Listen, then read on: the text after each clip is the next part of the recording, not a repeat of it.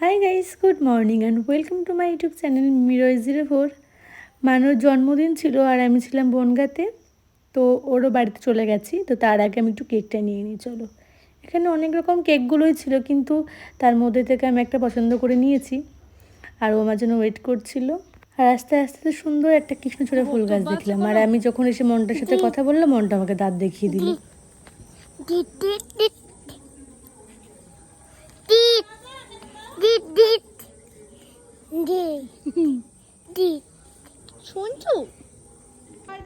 মানুষকে খুব অদ্ভুতভাবে উইশ করেছে, মানে থ্যাংক ইউ বলতে ভুলে গেছিলো।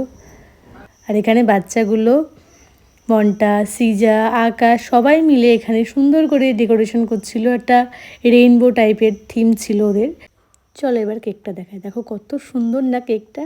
আর এখানে তো কোনো ভয়ে ভয়ে কেক কাটছিল, ভাবছিল ওই আলোগুলো ওর হাতে এসে না পড়ে, তো ভয়ে ভয়ে এক সাইড দিয়ে কেক কেটে নিল।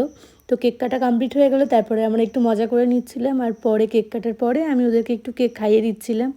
তো কেক খাওয়া কমপ্লিট হয়ে যাওয়ার পরে আজকে মেন কোর্সে ছিল চিকেন কষা, ফ্রাইড রাইস, স্যালাড, চাটনি, পাঁপড়, মিষ্টি, যেগুলো আমি খাইনি। আমি শুধু চিকেন কষা আর ফ্রাইড রাইস খেয়েছি, বিশ্বাস করে ভীষণ টেস্ট হয়েছিল। তারপর খেয়ে দিয়ে পেট পুজো করে আমরা চলে এসেছি বাড়ি। তোমাদের ভিডিওটা কেমন লেগেছে আমাকে অবশ্যই কমেন্ট করে জানাবে। টাটা।